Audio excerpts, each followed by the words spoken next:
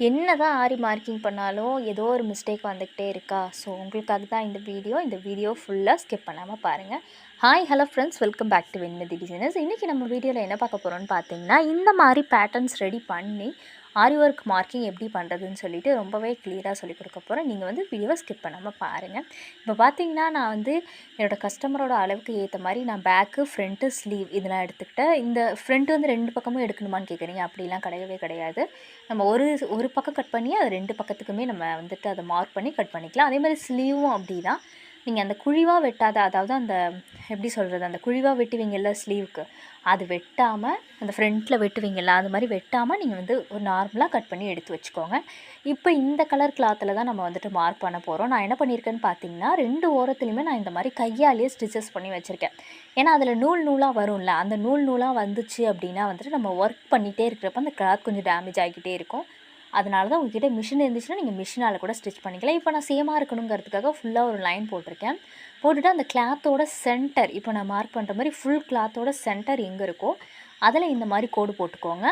கரெக்டாக போட்டுட்டு என்ன பண்ணுறீங்கன்னா, உங்களோட பேக் பார்ட் நீங்கள் கட் பண்ணி வச்சுருந்தீங்க இல்லையா, பேக் பார்ட்டு, அந்த பேக் பார்ட்டை நான் இப்போ ஸ்க்ரீனில் காட்டுற மாதிரி அந்த பேக் பார்ட்டோட சென்டரும் உங்களோட கிளாத்தோட சென்டரும் வர மாதிரி வச்சுக்கோங்க.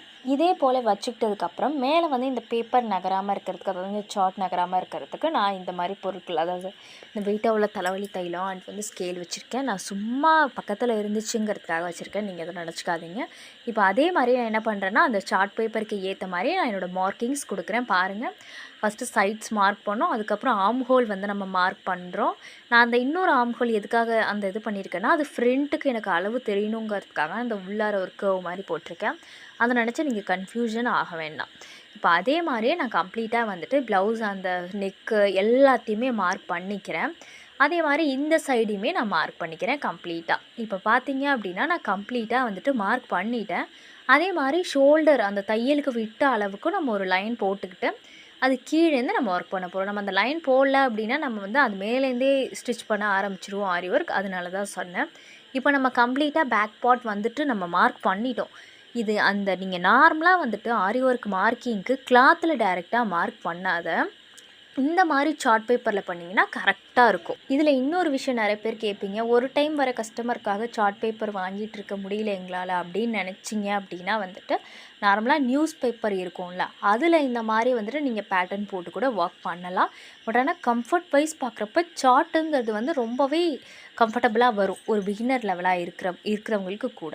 ஸோ இந்த டிப்ஸ் மறக்காமல் ஃபாலோ பண்ணி பாருங்கள். இப்போ நெக்ஸ்ட் என்னென்னா, ஃப்ரண்ட்டு, அதாவது ஆரி ஒர்க் ப்ளவுஸில் ஃப்ரண்ட் வந்து எப்படி மார்க் பண்ணுறதுன்னு நிறைய பேருக்கு டவுட்டாக இருக்கும். அது எப்போதுமே உங்கள் பக்கம், இப்போ நான் உட்காந்துருக்க மாதிரி எனக்கு ஆப்போசிட்டில் ப்ளவுஸ் இருக்கா, அதில் உங்கள் பக்கம் உள்ள ரைட் சைட் நல்லா கவனிச்சுக்கோங்க. உங்கள் பக்கம் இருக்கிற ரைட் ஹேண்ட் சைடில் தான் எப்போதுமே நீங்கள் வந்துட்டு ஃப்ரண்ட் வந்து மார்க் பண்ணணும். அதுதான் கரெக்டாகவும் வரும். இந்த ஃப்ரண்ட் வந்து நான் கிராஸ் கட்டிங் போகிறதால நான் வந்து கிராஸாக வச்சுருக்கேன். கிராஸாக வச்சுக்கிட்டு நான் வந்து என்னோடய மார்க்கிங்ஸ் பண்ண ஸ்டார்ட் பண்ணுறேன். இந்த முன்பக்கம் வந்துட்டு நம்ம மார்க் பண்ணும்பொழுது அந்த பேக் மார்க் பண்ணதுக்கு அந்தாண்ட கொஞ்சம் ஸ்பேஸ் இருக்குல்ல, அதை வந்து நம்ம வந்து பட்டி கட் பண்ணிக்கிறதுக்கும், அதுக்கப்புறம் கீழே வந்து நம்ம அந்த ஸ்லீவ் மார்க் பண்ண போகிறோம்ல, அந்த எத்தனை இன்ச்சு, ஒரு 10 இன்ச்சு ஸ்லீவ்னால் அந்த 10 இன்ச்சு ஸ்லீவ் வந்து இந்த ஃப்ரண்ட் பகுதியை வந்துட்டு இடிக்காமல் இருக்கா என்னங்கிறதையும் பார்க்குறோம். ஏன்னா இது நம்ம கட் பண்ணுறப்போ ஒரு 1/4 இன்ச் விட்டு தானே கட் பண்ணுவோம். அதுக்கு எல்லாத்துக்கும் கரெக்டாக பார்த்து நீங்கள் வந்துட்டு இதை மார்க் பண்ணிக்கோங்க. இப்போ வந்து வீடியோவோட பொசிஷன், அதாவது நான் இந்த பக்கம் காமிக்கிறதால உங்களுக்கு வந்து அப்படி இருக்கும். ஆனால் நான் போட்ட அந்த ரைட்டுங்கிற மார்க் மாறல, பார்த்தீங்களா? இதே மாதிரியே நான் கம்ப்ளீட்டாக என்ன பண்ணுறேன்னா, அந்த ஃப்ரண்ட்டுக்கு ஏற்ற கட் பண்ண அந்த பேட்டர்னை ஃப்ரண்ட் சைடுக்கு நான் ட்ரா பண்ணிக்கிறேன். ரொம்பவே ஈஸி தான், இதில் கஷ்டமே கிடையவே கிடையாது. இப்போ பார்த்தீங்கன்னா நம்ம கம்ப்ளீட்டாக ஃப்ரண்ட் வந்து மார்க் பண்ணிவிட்டு, நெக்ஸ்ட்டு வந்து அந்த ஷோல்டருக்கு உள்ள அளவை வந்துட்டு நான் வந்து ஒரு ஸ்கேலால் ஒரு லைன் போட்டு நான் வந்து போட்டுக்கிறேன். நெக்ஸ்ட்டு இதில் என்ன பண்ண போகிறோங்கிறதையும் நான் சொல்கிறேன். இப்போ அதே மாதிரியே நம்ம லைன் போட்டதுக்கப்புறம் என்ன பண்ணுறோன்னு பார்த்தீங்கன்னா, ஃபுல்லாக நெக் ஃபுல்லாக நம்ம மார்க் பண்ணாமல் ஒரு கொஞ்சோண்டு அளவு, ஏன்னா ஹூக் அண்ட் லூப்ஸ் தைப்போம் இல்லையா, அதனால இந்த மாதிரி அதோட நம்மளோட அந்த தையல் முடிஞ்சிட்டா கரெக்டாக இருக்கும். அதை நம்ம ஸ்டிச்சஸ். இப்போ வந்து நம்ம பேக் அண்ட் ஃப்ரண்ட் வந்து மார்க் பண்ணி முடிச்சிட்டோம். நெக்ஸ்ட் வந்து எந்த பக்கம் நீங்கள் வந்து பேக் போட்டிருக்கீங்களோ அதுக்கு ஆப்போசிட் சைடு இன்னொரு சைடு இருக்கும் இல்லையா, அதில் நீங்கள் 2 ஸ்லீவையும் போட்டிங்கன்னா கரெக்டாக இருக்கும். ஒருவேளை கொஞ்சம் பிக்கர் சைஸாக இருந்தாங்க அப்படின்னா நம்ம இந்த ஃப்ரண்ட் மார்க் பண்ணோம் இல்லையா, அதுக்கு கீழே வந்து இந்த பக்கம் ஒரு ஸ்லீவும் அந்த பக்கம் ஒரு ஸ்லீவும் போட்டுக்கோங்க, கரெக்டாக இருக்கும். இப்போ அதே மாதிரியே நான் கீழே ஒரு லைன் போட்டுவிட்டேன் சைஸ் பண்ணுறதுக்கு. அதுக்கு அந்த கிளாத்தோட சென்டரில் நான் ஒரு லைன் போட்டுட்டேன். லைன் போட்டதுக்கப்புறம் என்ன பண்ணணும்னா, அந்த லைன்லேருந்து இந்த பக்கம் ஒரு 2 இன்ச்சஸ்க்கு ஒரு மார்க் பண்ணுறேன். அதே மாதிரி அந்த பக்கம் 2 இன்ச்சஸ்க்கு ஒரு மார்க்கு. அதே மாதிரி இந்த சைடு ஓரத்தில் 2 இன்ச்சஸ்க்கு ஒரு மார்க்கிங். இந்த மார்க்கிங் எதுக்காகன்னு நான் சொல்கிறேன். இது நீங்கள் 1.5 இன்ச் கூட விட்டுக்கலாம். அந்த கிளாத்துக்கு தகுந்த மாதிரி நீங்கள் வந்து அந்த இன்ச்சஸ் விட்டுக்கோங்க. 2 இன்ச்சஸ் தான் விடணும்னு அவசியம் கிடையாது. இது எதுக்காகனா, நம்ம 2 ஸ்லீவும் பக்கத்தில் மார்க் பண்ணும்போது அது இடிச்சிடக்கூடாதுங்கிறதுக்காக தான் இந்த மார்க்கிங். நெக்ஸ்ட்டு நான் என்ன பண்ணுறேன்னா, அந்த ஹாஃப் ஆஃப் த இன்ச்சஸை நான் மார்க் பண்ணிக்கிறேன். எனக்கு 18 வருது. ஸோ 18ல் பாதி எவ்வளோன்னு கேட்டிங்கன்னா 9. உங்களுக்கு இதுவே வராது. உங்களுக்கு எவ்வளோ வருதோ, அதாவது ஹாஃப் இந்த மாதிரி பாதியாக நான் வந்துட்டு அந்த இதை மெஷர் பண்ணும்பொழுது எவ்வளோ இன்ச்சஸ் வருதோ அதில் பாதியை சென்டர் மார்க் பண்ணிக்கிறேன். இப்போ நான் பண்ணும்போது ஒரு பாயிண்ட் தள்ளி வந்துருச்சா, ஸோ அதை நான் கரெக்டாக அந்த ஒரு பாயிண்ட்டை கரெக்டாக மார்க் பண்ணிக்கிறேன். பாருங்கள், இதே போல் தான் ஹாஃபாக நம்ம பிரிச்சுக்கணும். நெக்ஸ்ட்டு நம்ம ஸ்லீவ் பேட்டர்னை எடுத்து அந்த ஸ்லீவ் பேட்டர்ன் அந்த லைன்ஸ்லாம் நான் ட்ரா பண்ணிக்கிறேன். அந்த ஸ்லீவ் பேட்டர்னோட சென்டரும் நம்ம கிளாத்தில் மார்க் பண்ணியிருக்க அந்த சென்டரும் கரெக்டாக வர மாதிரி இந்த ஸ்லீவ் பாட்டை வந்து ப்ளேஸ் பண்ணிக்கோங்க. நெக்ஸ்ட்டு வந்துட்டு நான் கீழே உள்ள அந்த சுற்றளவு வந்து கரெக்டாக இருக்கா அப்படின்னு சொல்லிட்டு பார்க்குறேன். இவங்களுக்கு வந்து 4.25. ஸோ 4.25ங்கிறது கரெக்டாக இருக்குது.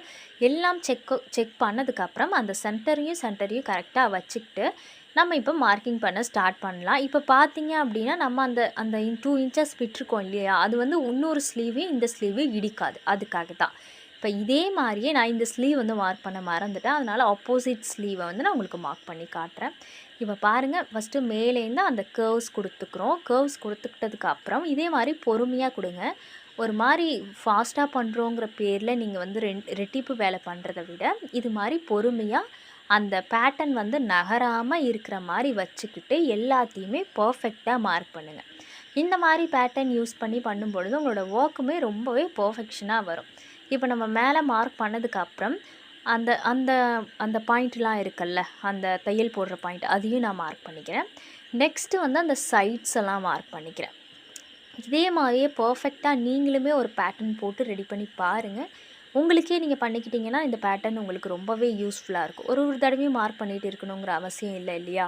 இது மாதிரி உங்களுக்கு ரெடி பண்ணி வச்சிட்டிங்க அப்படின்னா கரெக்டாக வந்துட்டு அதை எடுத்து நம்ம அப்படியே ட்ரீஸ் பண்ணிக்கலாம். இப்போ பாருங்கள், அதே மாதிரி நான் கம்ப்ளீட்டாக மார்க் பண்ணிக்கிட்டேன். மார்க் பண்ணதுக்கப்புறம் இப்போ நம்மளோட ஸ்லீவ் பேட்டர்னை நம்ம ரிமூவ் பண்ணிடலாம். இப்போ எடுத்ததும் பாருங்கள், நம்மளோட ஸ்லீவ் பேட்டர்ன் ஒரு 3/4 வேலை முடிஞ்சிருச்சு. இன்னும் அந்த சென்டரில் லைன் போடுறது, கீழே அந்த சீம் அலவன்ஸ்க்குள்ள லைன்ஸு அதெல்லாம் நம்ம வந்துட்டு போட்டுக்கலாம். நான் சீம் அலவன்ஸ்க்கு வந்துட்டு 1 இன்ச்சஸ் தான் கொடுத்துருந்தேன். அதுக்கு முன்னாடி நம்ம என்ன பண்ண போகிறோன்னா, கரெக்டாக இருக்கா 2 ஹாஃபுமே ஒரு பாயிண்ட் கம்மியானா பரவாயில்ல, ரொம்ப கம்மியாக இருந்துடக்கூடாது. ஸோ எனக்கு கரெக்டாக இருக்குது. அதுக்கப்புறம் நான் சீம் அலவன்ஸ்க்கு விட்ட லைனையுமே நான் வந்துட்டு ஜாயின் பண்ணிக்கிறேன். இதே மாதிரி நான் ஃபுல்லாகவே வந்துட்டு நான் அந்த ஜாயின் பண்ணிக்கிறேன். நான் கீழே உள்ள லைன்லேருந்து தான் கணக்கு எடுத்திருக்கேன். அதனால் இது வந்து உங்களுக்கு வீடியோஸில் பார்க்குறதுக்கு க்ராஸாக இருக்கிற மாதிரி இருக்கும். நான் ஒரு டைம் செக்குமே பண்ணிக்கிட்டேன். எனக்கு கரெக்டாக இருக்குது. ஸோ நம்ம இப்போ ஸ்லீவுமே மார்க் பண்ணிட்டோம். ஸ்லீவ் மார்க் பண்ணதுக்கப்புறம் நெக்ஸ்ட்டு ஸ்டெப் என்ன பண்ண போகிறோன்னா, நம்மளோட கீழ் சுற்றளவு அந்த 4.25 எனக்கு அளந்தோம் இல்லையா இந்த ப்ளவுஸ்க்கு, அதை நான் மார்க் பண்ணிவிட்டேன். உங்களுக்கு என்ன அளவோ அதை நீங்கள் மார்க் பண்ணிக்கோங்க. பாருங்கள், நான் 4.25 வந்துட்டு இது பண்ணிவிட்டு மேலே உள்ள மார்க்கையும் கீழே உள்ள மார்க்கையும் நான் ஜாயின் பண்ணிக்கிறேன். அதே மாதிரி இந்த சைடும் மார்க் பண்ணிக்கிறேன். நெக்ஸ்ட்டு வந்து நீங்கள் எந்த ஸ்லீவ் போட்டாலும் சரி, அது பர்ஃபெக்டான அளவுக்கு போடாமல் ஒரு 1/4 இன்ச் முன்னாடி தள்ளி ஒரு லைன் இந்த மாதிரி போட்டுக்கோங்க. அப்போ தான் கரெக்டாக இருக்கும். அதே மாதிரி இந்த சைட்லேயுமே போட்டுக்கோங்க, பர்ஃபெக்டாக வரும்.